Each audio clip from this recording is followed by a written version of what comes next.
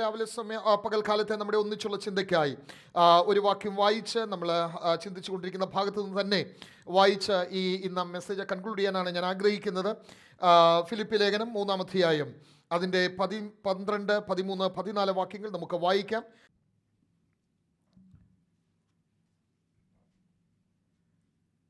ലഭിച്ചു കഴിഞ്ഞു എന്നോ തികഞ്ഞവനായി എന്നോ അല്ല, ഞാൻ ക്രിസ്തുയേശുവിനാൽ പിടിക്കപ്പെട്ടിരിക്കുന്നതുകൊണ്ട് എനിക്കും അത് പിടിക്കാമോ എന്ന് വെച്ച് പിന്തുടരുന്നതേ ഉള്ളൂ. സഹോദരന്മാരെ, ഞാൻ പിടിച്ചിരിക്കുന്നു എന്ന് നിരൂപിക്കുന്നില്ല. ഒന്ന് ഞാൻ ചെയ്യുന്നു, പിമ്പിലുള്ളത് മറന്ന് മുമ്പിലുള്ളതിന് ആഞ്ഞുകൊണ്ട് ക്രിസ്തുയേശുവിൽ ദൈവത്തിൻ്റെ പരമവിളിയുടെ വിരുദിനായി ലാക്കിലേക്ക് ഓടുന്നു. Thank you. ദൈവം അനുഗ്രഹിക്കട്ടെ. നാം വായിച്ചു കേട്ട ഈ ഭാഗം നമ്മൾ ഈ വർഷത്തെ പുതുതായിട്ട് ഉള്ളവർ ഒരുപക്ഷെ നിങ്ങൾ ഇതുവരെയുള്ള സീരീസ് കേട്ടിട്ടില്ലെങ്കിൽ, ഈ വർഷം ദൈവം നമ്മുടെ സഭയ്ക്ക് തന്ന വിഷയം അല്ലെങ്കിൽ തീം എന്ന് പറയുന്ന ആനുവൽ തീം എന്ന് പറയുന്നത് പ്രസ് ഓൺ എന്നുള്ളതാണ്. മുന്നോട്ട് ആയുക എന്നുള്ള വിഷയത്തെക്കുറിച്ചാണ്. പൗലോസ് പറയുകയാണ്, ലഭിച്ചു കഴിഞ്ഞു എന്നോ തികഞ്ഞവനായി എന്നോ അല്ല, ഞാൻ ക്രിസ്തുയേശുവിനാൽ പിടിക്കപ്പെട്ടിരിക്കുന്നത് കൊണ്ട് എനിക്കും അത് പിടിക്കാമോ എന്ന് വെച്ച് പിന്തുടരുന്നതേ ഉള്ളൂ. സ്തോത്രം. നമുക്കറിയാം, പൗലോസിൻ്റെ കർത്താവുമായിട്ടുള്ള ബന്ധങ്ങളെക്കുറിച്ച് നമ്മൾ ഈ അധ്യായത്തിൻ്റെ പ്രാരംഭം മുതൽ കാണുകയാണ്. ഇവിടെ പൗലോസ് പറയുന്നത് തൻ്റെ ഭാവി പ്രത്യാശയെക്കുറിച്ചാണ്, അല്ലെങ്കിൽ തൻ്റെ മുൻപിലുള്ള ഒരു വലിയ ഫ്യൂച്ചർ, തൻ്റെ മുൻപിലുള്ള ഭാവി പ്രത്യാശ എപ്രകാരമാണെന്ന് ഉള്ളതാണ് പൗലോസ് ഈ വാക്യങ്ങളിൽ രേഖപ്പെടുത്തുന്നത്. നമുക്കറിയാം, പൗലോസിൻ്റെ ഒരു ഭയം എന്താണെന്നറിയാമോ? അതാണ് താനിവിടെ പറയാൻ ആഗ്രഹിക്കുന്നത്. ഫിലിപ്പിയ സഭയോട് പറയുകയാണ്, നിങ്ങൾ എന്നെ നോക്കുമ്പോൾ, നിങ്ങൾ എന്നെക്കുറിച്ച് ചിന്തിക്കുമ്പോൾ, നിങ്ങൾ എന്നെക്കുറിച്ച് അറിയുമ്പോൾ, നിങ്ങൾ എന്നെ കേൾക്കുമ്പോൾ ഒരുപക്ഷെ നിങ്ങൾ ചിന്തിച്ചേക്കാം, പൗലോസ് എല്ലാം നേടിക്കഴിഞ്ഞു. He's a perfect human being. ദൈവത്തിന് വേണ്ടി സകലവും സമർപ്പിച്ച, ഒരുപാട് കഷ്ടതകൾ സഹിച്ച, കർത്താവിന് വേണ്ടി ശക്തിയോടെ ഓടിയ ഒരു വ്യക്തിത്വം എന്ന നിലയിൽ ഫിലിപ്പിയ സഭ പൗലോസിനെ തെറ്റിദ്ധരിക്കാൻ സാധ്യതയുണ്ട്. എന്തെന്നാൽ അവനൊരു പൂർണ്ണ ആത്മീകനായി, പൂർണ്ണ വ്യക്തിത്വമായി, ക്രിസ്തുവിൽ തികഞ്ഞവനായി എന്നുള്ള ഒരു ചിന്ത നിങ്ങൾക്കാർക്കെങ്കിലും ഉണ്ടെങ്കിൽ അവരോട് പൗലോസ് പറയുകയാണ്, ലഭിച്ചു കഴിഞ്ഞു എന്നോ തികഞ്ഞവനായി എന്നോ അല്ല, ഞാൻ ക്രിസ്തുയേശുവിനാൽ പിടിക്കപ്പെട്ടിരിക്കുന്നത് കൊണ്ട് എനിക്കും അത് പിടിക്കാമോ എന്ന് വെച്ച് പിന്തുടരുന്നതേ ഉള്ളൂ. സ്തോത്രം. വളരെ അർത്ഥവത്തായ ഒരു പദമാണ്. നമുക്കറിയാം, ഈ ക്രിസ്തീയ ഗോളത്തിൽ പ്രത്യേകിച്ച് ഞങ്ങളെപ്പോലെയുള്ള ക്രിസ്ത്യൻ ലീഡർഷിപ്പ് ചെയ്യുന്ന, അല്ലെങ്കിൽ ദൈവസഭയുടെ പാസ്റ്റർമാരായിക്കൊള്ളട്ടെ, അല്ലെങ്കിൽ പ്രാസംഗികരായിക്കൊള്ളട്ടെ, ഹീലിംഗ് ക്രൂസൈഡ് ഇവാഞ്ചലിസ്റ്റ് ഒക്കെ ചിലരെയൊക്കെ കാണുമ്പോൾ നമ്മൾ എന്താ വിചാരിക്കുന്നത്? ഇവരൊക്കെ they are completely done. അവരുടെ പെർഫെക്റ്റാണ്. അവർ സ്റ്റേജിലെ ഈ ലൈം ലൈറ്റിലൊക്കെ നിൽക്കുമ്പോൾ ഈ വെട്ടമൊന്നുമല്ല, തന്നെ അപ്പിയർ ചെയ്യുന്ന സ്റ്റേജൊക്കെ ഉണ്ട്, നിങ്ങൾ കണ്ടിട്ടുണ്ടായിരിക്കും.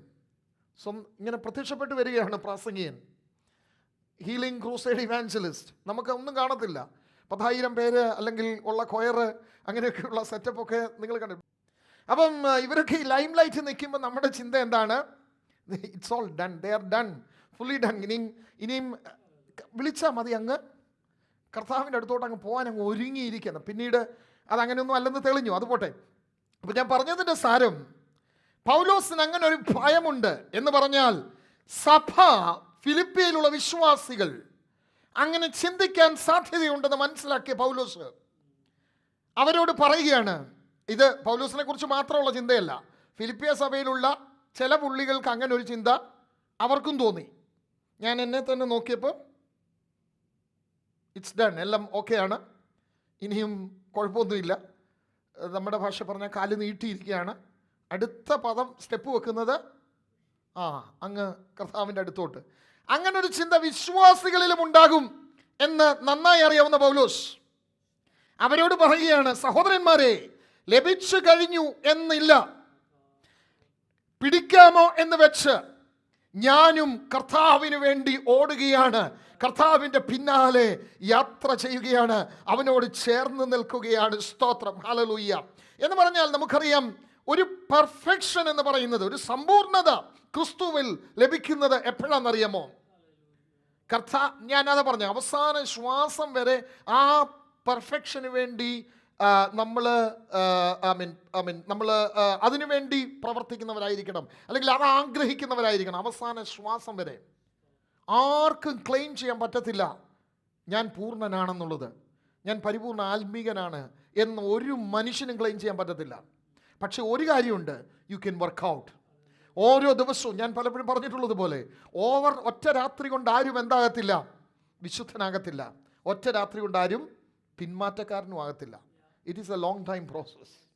പിന്മാറ്റം എന്ന് പറയുന്നത് ഇന്ന് ഇന്നുറങ്ങി നാളെ രാവിലെ ഉണരുമ്പോൾ സംഭവിക്കുന്ന ഒന്നല്ലവേ അല്ല, മറിച്ച് അതൊരു പ്രോസസ്സാണ്. അത് പതിയെയാണ് പിന്മാറ്റത്തിലേക്ക് ആളുകൾ പോകുന്നത്. അതുപോലെയാണ് വിശുദ്ധീകരിക്കപ്പെടുക, സമ്പൂർണ്ണനാക്കപ്പെടുക, ക്രിസ്തുവിൽ തികഞ്ഞവനാകുക, ക്രിസ്തു എന്ന തലയോളം വളരുക എന്നൊക്കെ പറഞ്ഞാൽ അതിൻ്റെ അർത്ഥം എന്താണെന്നറിയാമോ? It's A gradual process. നമുക്കറിയാം, ഒരു കൊച്ചു കുഞ്ഞ് ജനിച്ചു വീഴുമ്പോൾ ആ കുഞ്ഞ് ഒരു മനുഷ്യക്കുഞ്ഞ അല്ലേ? നമ്മളൊരു പേരൊക്കെ ഇടും കുഞ്ഞിന്. പക്ഷേ ആ കുഞ്ഞങ്ങ് ക്ലെയിം ചെയ്യുകയാണ്, ഞാൻ ഐ നോ എവറിത്തിങ് എന്ന് പറഞ്ഞാൽ നമ്മൾ സമ്മതിക്കുമോ? ഇല്ല. കുഞ്ഞിൻ്റെ ഓരോ പ്രോസസ്സുണ്ട്. ശൈശവ ദശയുണ്ട്, ബാല്യമുണ്ട്, കൗമാരമുണ്ട്, യൗവനമുണ്ട്, മധ്യവയസ്സുണ്ട്, വാർദ്ധക്യമുണ്ട്. അങ്ങനെ പല ഘട്ടങ്ങളിലൂടെ എന്തു ചെയ്യും? കടന്നു പോകും. ഒരു ഏജിലും ആരും പെർഫെക്റ്റ് അല്ല. ഈവൻ വൃദ്ധരൊക്കെ ആകുമ്പോൾ പിന്നെയും തിരിച്ച് ശൈശവത്തിലോട്ട് പോകുന്ന പോലുള്ള അനുഭവങ്ങളാണ് കേട്ടോ. സ്തോത്രം. അന്നേരവും പെർഫെക്റ്റ് അല്ല. അന്നേരം നമുക്ക് ആരുടെയൊക്കെ സഹായം വേണം, ഭക്ഷണം കോരിത്തരുന്ന സാഹചര്യങ്ങളൊക്കെ ഉണ്ടാകും. അപ്പം വീണ്ടും അത് ഒരു മനുഷ്യനും ഒരു ഏജിലും പെർഫെക്റ്റ് അല്ല. സ്തോത്രം. എന്നതുപോലെയാണ് ഒരു ദൈവ പൈതലിനെ സംബന്ധിച്ചിടത്തോളം ഓൺ എ ഡെയിലി ബേസിസ് ഓരോ ദിവസവും ആ പെർഫെക്ഷനിലേക്ക് ക്രിസ്തു എന്ന തലയോളം വളരുവാൻ അതുകൊണ്ടാണ് പൗലോസ് ഈ പദങ്ങൾ ഇവിടെ ഉപയോഗിക്കുന്നത്. എന്നിട്ട് താൻ പറയുകയാണ്, ലഭിച്ചു കഴിഞ്ഞുവെന്നോ തികഞ്ഞവനായി എന്നോ അല്ല, മറിച്ച് എന്താണ്? ഞാൻ ക്രിസ്തുവേശുവിനാൽ പിടിക്കപ്പെട്ടിരിക്കുന്നത് കൊണ്ട് എനിക്കും അത് പിടിക്കാമോ എന്ന് വെച്ച് പിന്തുടരും. ഞാൻ കഴിഞ്ഞ ദിവസം മുൻപ് ഓർപ്പിച്ചതാണ്. പൗലോസ് പറഞ്ഞത് അതിൻ്റെ മുകളിലുള്ള വാക്യങ്ങളിൽ പൗലോസ് പറഞ്ഞു, എല്ലാം എനിക്ക് ലഭിച്ചതെല്ലാം ഞാൻ ഛേദമെന്ന് എണ്ണുന്നു. 11-ാം വാക്യത്തിൽ വീണ്ടും താൻ പറയുകയാണ്, ഞാൻ അവൻ്റെ നിമിത്തം എല്ലാം ഉപേക്ഷിച്ച് ചവറെന്ന് എണ്ണും. നമ്മളത് വിശദമായിട്ട് ചിന്തിച്ചതാ. എന്താണ് റബിഷ് എന്നതിൻ്റെ അർത്ഥം?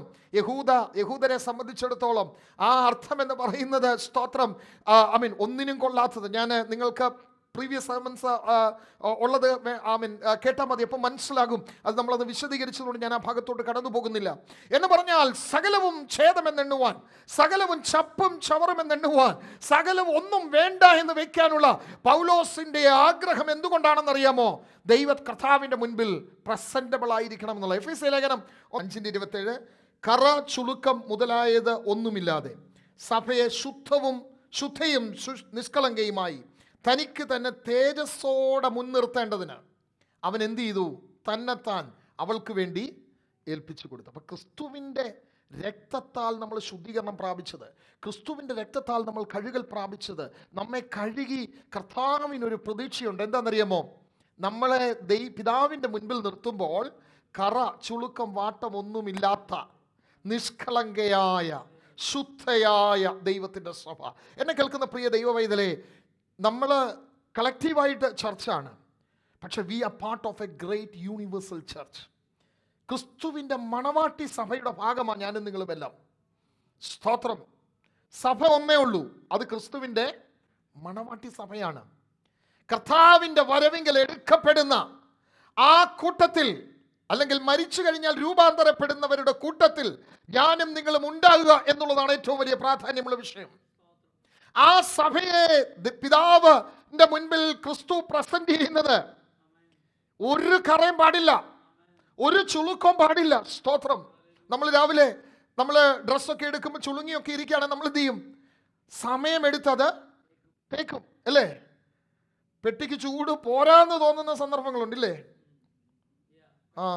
മാക്സിമം ലിനൻ എന്തുവാ, ഏറ്റവും ടോപ്പ് എന്തുവാ, സിൽക്കോ വോട്ടെവർ, അതൊന്നും പോരാ, ഇതിന് ഇച്ചിരി കൂടെ ചൂടുണ്ടായിരുന്നെങ്കിൽ എന്ന് ചിന്തിക്കും. കാരണം ചില ചുളുക്കം എന്ത് ചെയ്യത്തില്ല, ഈ ഡ്രയറിനകത്തൊക്കെ ഇട്ട് ചുളുക്കം മാറാൻ ഭയങ്കര പാടാ. അപ്പം പിന്നെ നമ്മൾ സ്പ്രേ ഒക്കെ ചെയ്ത് വെള്ളമൊക്കെ ഒഴിച്ച് ഇങ്ങനെ ഡ്രസ്സൊക്കെ വടി പോലാക്കി, അതിന് തന്നെ ഒത്തിരി പ്രാർത്ഥിക്കാൻ സമയമില്ലേലും അതിനൊക്കെ സമയം എടുക്കുന്നവരുണ്ട്. കാരണം പ്രസൻറ്റബിൾ ആയിരിക്കണം, അതാ വിഷയം. 4 പേരുടെ മുൻപിൽ ചെല്ലുമ്പം പ്രസന്റബിൾ ആയിരിക്കണം. ഇവിടെ പറയുകയാണ് സഭയെ പിതാവിന്റെ മുൻപിൽ നിർത്തുന്നത് കറ ചുളുക്കം വാട്ടം ഒന്നുമില്ലാതെ ശുദ്ധവും നിഷ്കളങ്കയുമായി. ഇന്ന് പകൽ എന്നെ കേൾക്കുന്ന പ്രിയ ദൈവത്തിന്റെ പൈതലേ, ഓരോരുത്തരും അവരവരുടെ ജീവിതത്തിലേക്ക് നോക്കണം. എന്തെങ്കിലും കറ പിടിച്ചിട്ടുണ്ടോ? എവിടെയെങ്കിലും അശുദ്ധി പിടിച്ചിട്ടുണ്ടോ? എവിടെയെങ്കിലും ചുളുക്കമുണ്ടോ? ഞാൻ ആ മണവാട്ടി സഭയുടെ ഭാഗമായി തീരുമോ എന്ന ഓരോരുത്തരും അതിനു വേണ്ടിയുള്ള ഒരാഗ്രഹം. അതാണ് അപ്പോസ്തലനായ പൗലോസ് പറയുന്നത്. അത് പിടിച്ചു ലഭിച്ചു എന്നല്ല, മറിച്ച് അവിടേക്ക് എത്തേണ്ടതിന് ഞാൻ എന്ത് ചെയ്യുന്നു? ഞാൻ ഐ പ്രസ് ഓൺ. അതാണ് വിഷയം. എന്തുകൊണ്ടാ പൗലോസിന് അറിയാം ഇവിടെ നിൽക്കാൻ പറ്റത്തില്ല. He need to go on. പൂർണ്ണമായിട്ടില്ല.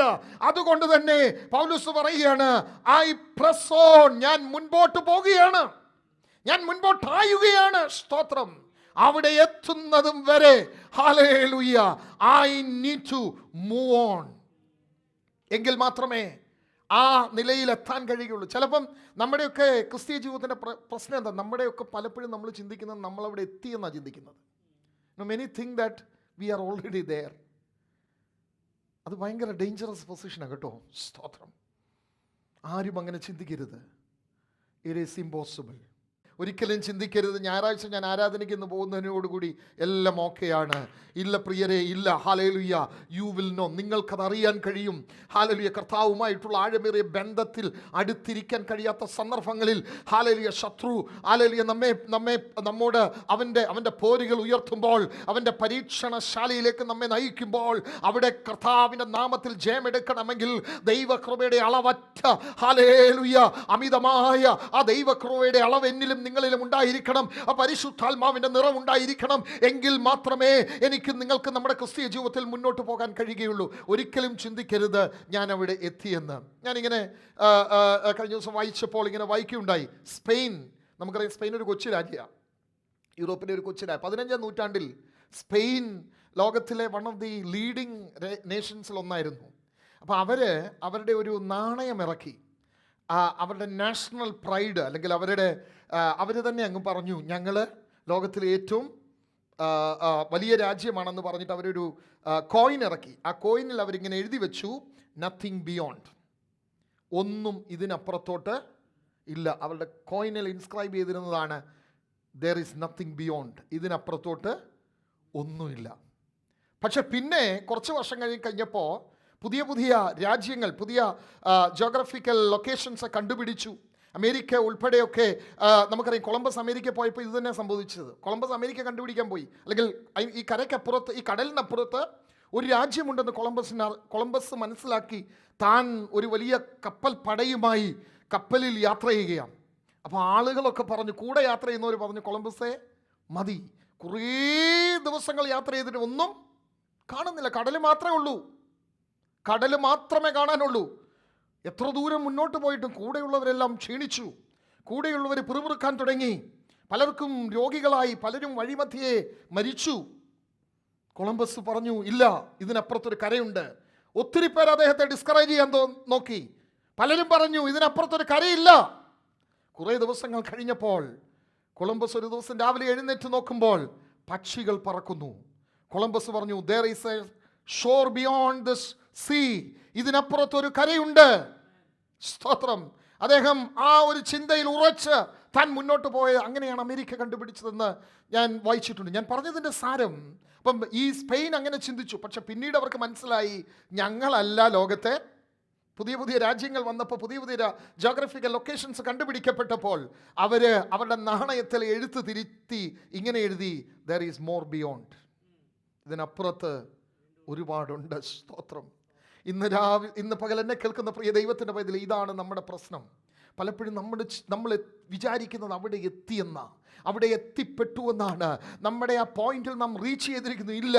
അപ്പോസ്തലനായ പൗലോസ് പറയുകയാണ് തൻ്റെ പിന്നിലുള്ള ഒരു വലിയ തൻ്റെ ക്രിസ്തീയ ജീവിതത്തിലേക്ക് താൻ തിരിഞ്ഞു നോക്കി.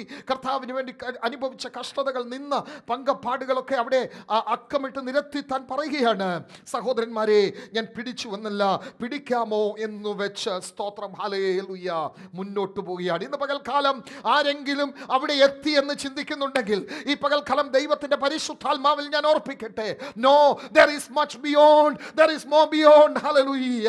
ഒരുപാട് കാലം മുന്നോട്ട് പോകുവാനുണ്ട്, ഒരുപാട് ഹല്ലേലൂയ നമുക്ക് അറിയുവാനുണ്ട്, ക്രിസ്തുവിനെ കുറിച്ച് ആഴമായി പഠിക്കുവാനുണ്ട്, ക്രിസ്തുവുമായിട്ടുള്ള ആഴമേറിയ ബന്ധത്തിലാകുവാനുണ്ട്.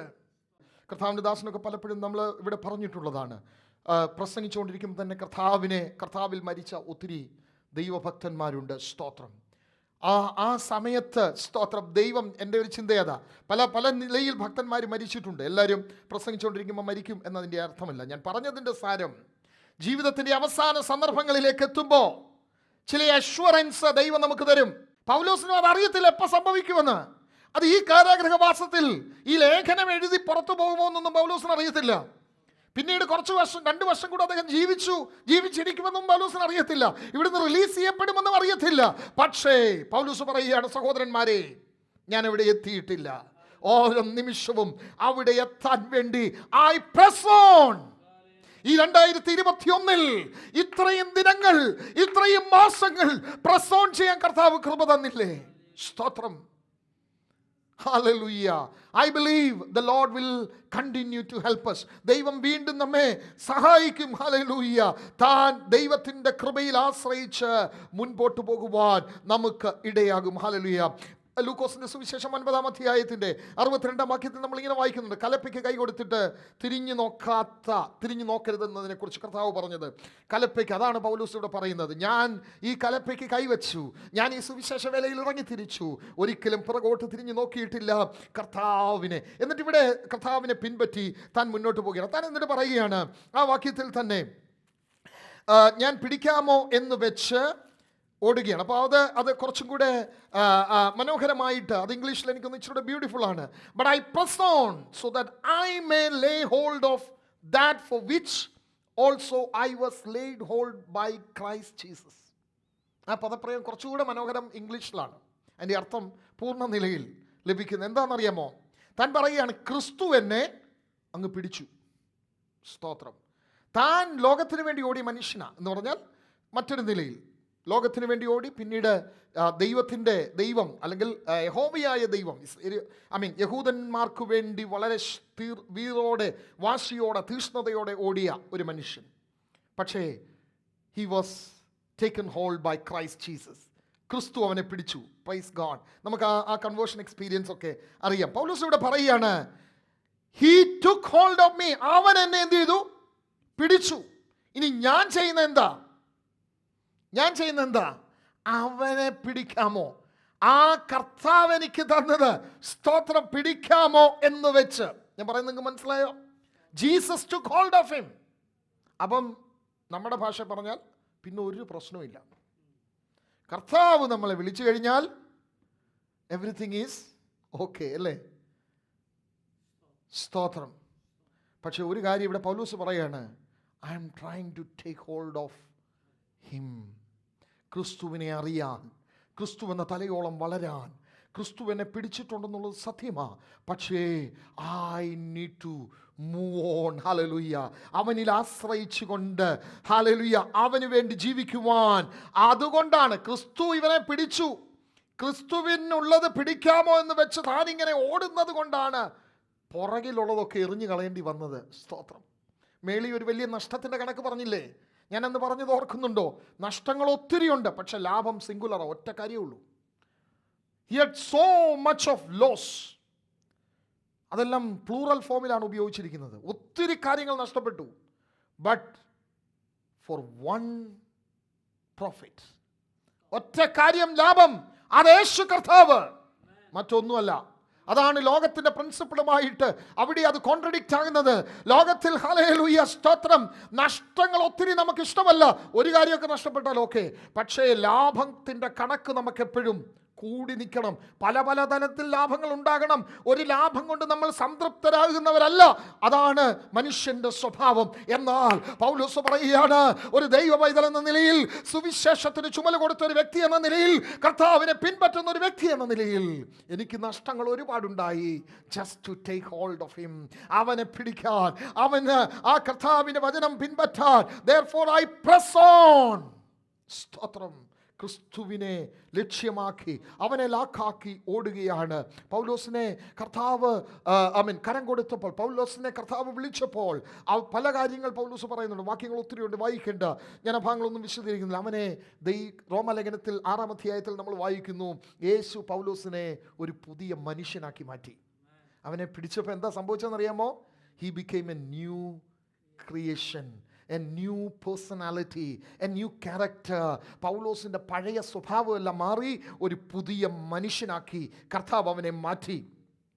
കർത്താവ് അവനെ പിടിച്ചപ്പോൾ അടുത്ത പൗലോസ് പറയുകയാണ് റോമലേഖനം 8-ാം അധ്യായത്തിൽ, അവനെ പോലെ അവൻ ഇരിക്കുന്നത് പോലെ ഇരിക്കാൻ, അവനാകുന്നത് വളരെ കർത്താവിൻ്റെ ആ ഒരു ഇമേജിലോട്ട് കൺഫേം ആകാൻ, അതിലേക്ക് അടുക്കാൻ വേണ്ടിയുള്ള തൻ്റെ ആ ലക്ഷ്യത്തിലേക്കുള്ള യാത്രയെക്കുറിച്ച് പൗലോസ് പറയുന്നുണ്ട്. യേശു തന്നെ പോലെ പൗലോസിനെ ആക്കി എന്നുള്ളത്. അടുത്തത് പൗലോസിനെ കുറിച്ച് പൗലോസ് പറയാണ് 9-ാം അധ്യായത്തിൽ നമ്മൾ വായിക്കുന്ന അപ്പോസ്തല പ്രവൃത്തി 9:15 തൻ്റെ സാക്ഷിയാക്കി കർത്താവ് ഈ പൗലോസിനെ മാറ്റി.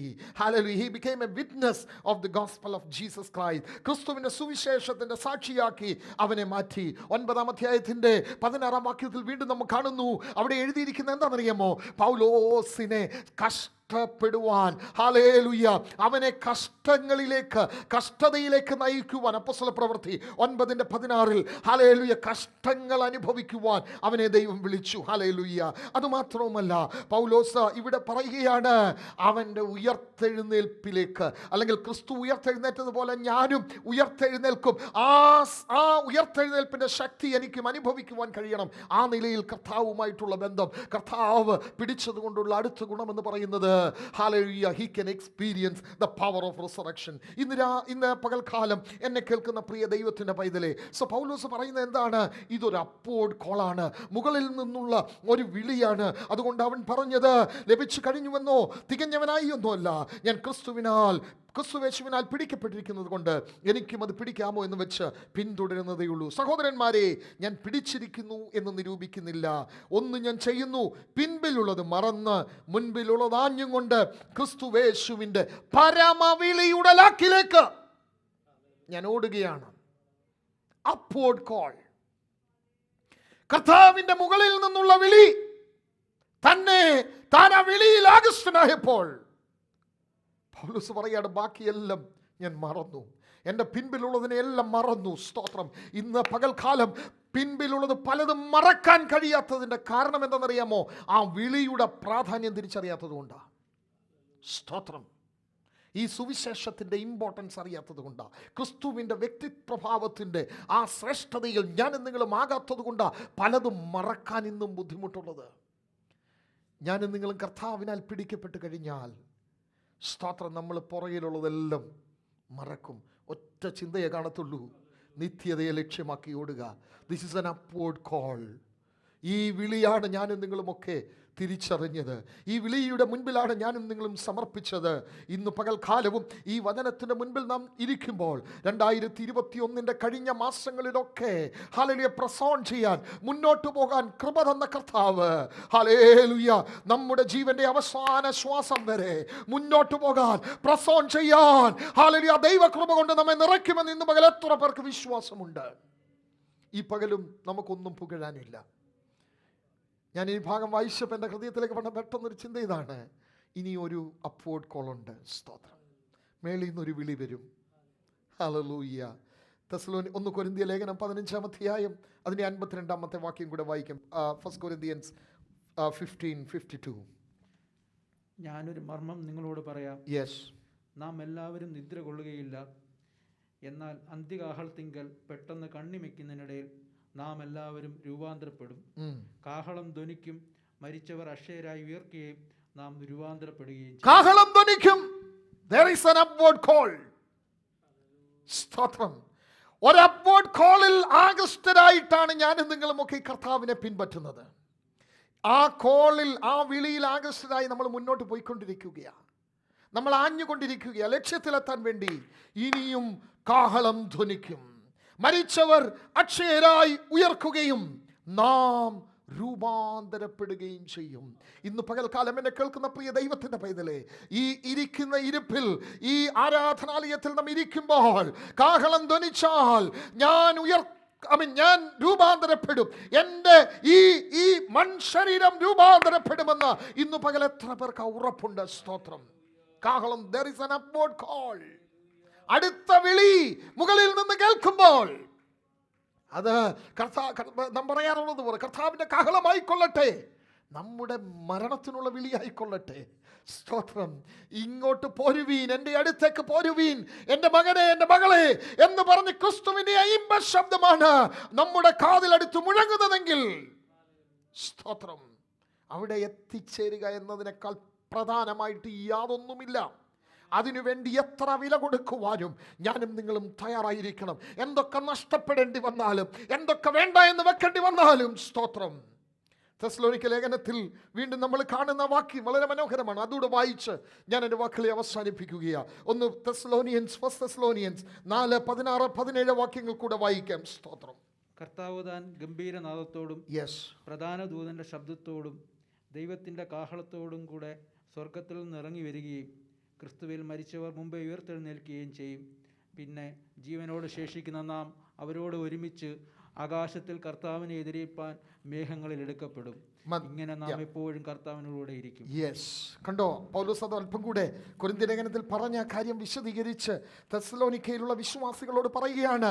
നിങ്ങൾ പ്രത്യാശയില്ലാത്ത മറ്റുള്ളവരെ പോലെ ദുഃഖിക്കരുത്. നിങ്ങളുടെ നിദ്ര കൊള്ളവരെ കുറിച്ച് നിങ്ങൾക്ക് ഉറപ്പുണ്ടായിരിക്കും. കർത്താവിൻ ദാസൻ ഈ വചനം ഇവിടെ മുൻപ് പറഞ്ഞതാണ് മറ്റൊരവസരത്തിൽ. അവൻ പൗലോസ് അത് എക്സ്പ്ലെയിൻ ചെയ്ത് പറയുക, കർത്താവ് തൻ ഗംഭീരനാദത്തോടും പ്രധാന ദൂതൻ്റെ ശബ്ദത്തോടും ദൈവത്തിൻ്റെ കാഹളത്തോടും കൂടെ സ്വർഗത്തിൽ നിന്ന് ഇറങ്ങി വരും. There is an upward call. Hallelujah. Upward call ഇനി കേൾക്കുവാനുണ്ട്. ഇന്ന് പകൽക്കാലം അതിനു വേണ്ടി ഒരുക്കപ്പെടുവാൻ. What is the meaning of press on? Press on എന്ന് പറഞ്ഞാൽ എന്താ? ഈ വിളി കേൾക്കാനുള്ള ആയൽ, ഈ വിളി കേൾക്കാൻ മുന്നോട്ടായുകയാണ്. ഇത് കേൾക്കണമെന്ന് വെച്ചായുകയാ. ഹല്ലേലൂയ. രണ്ടിലൊന്ന് സംഭവിച്ചാൽ, അതിനു മുൻപേ കാഹളം ധ്വനിക്കുന്നതിന് മുമ്പ് നാം മരിച്ചാൽ, നാം മരിച്ചു കിടക്കുന്ന സ്ഥലത്ത്, നമ്മെ അടക്കം ചെയ്തിരിക്കുന്ന സ്ഥലത്ത് നിന്ന്, സ്തോത്രം, വേറൊരു മതവും പറയാത്തൊരു കാര്യം വിശുദ്ധ ബൈബിൾ പ്രഖ്യാപിക്കുന്നുണ്ട്. ആ സ്ഥലത്ത് നിന്ന്, ആ മണ്ണിൽ അഴുകിച്ചേർന്ന ശരീരത്തിൽ നിന്ന് ഒരു രൂപാന്തരം സംഭവിക്കും. അത് ഇംഗ്ലണ്ടിലായിക്കൊള്ളട്ടെ, ഇന്ത്യയിലായിക്കൊള്ളട്ടെ, അമേരിക്കയിലായിക്കൊള്ളട്ടെ, എവിടെയുമായിക്കൊള്ളട്ടെ, ഇറ്റ് ഡസന്റ് മാറ്റർ. ഹല്ലേലൂയ. അത് വെള്ളത്തിൽ ആ ശരീരം അലിഞ്ഞു വെള്ളത്തിൽ പോയതായിക്കൊള്ളട്ടെ, അഗ്നിയിൽ ദഹിപ്പിക്കപ്പെട്ടതായിക്കൊള്ളട്ടെ, രൂപാന്തരപ്പെടും. അതാണ് ശാസ്ത്രത്തിന്റെ സകല വാദങ്ങളെയും സ്തോത്രം ഖണ്ഡിച്ച് ഒരു രൂപാന്തരം നടക്കും പ്രിയരെ. കാരണം മറ്റാരുമല്ല ഇത് പറയുന്നത്, സ്വർഗത്തിലെ ദൈവത്തിന്റെ വചനമാണ്. എന്നേക്കും സ്വർഗത്തിൽ സ്ഥിരമായിരിക്കുന്ന ഈ ദൈവത്തിന്റെ വചനം അങ്ങനെ പറയുന്നെങ്കിൽ ഇന്ന് പകൽ വിശ്വാസത്തോടെ ആ അപ്വേർഡ് കോളിനായി, ആ ഉയരത്തിൽ നിന്നുള്ള വിളിക്കായി മുന്നോട്ടായുവാൻ, പ്രസ് ഓൺ ചെയ്യുവാൻ ദൈവം നമ്മെ ബലപ്പെടുത്തട്ടെ. സ്തോത്രം. ഹല്ലേലൂയ.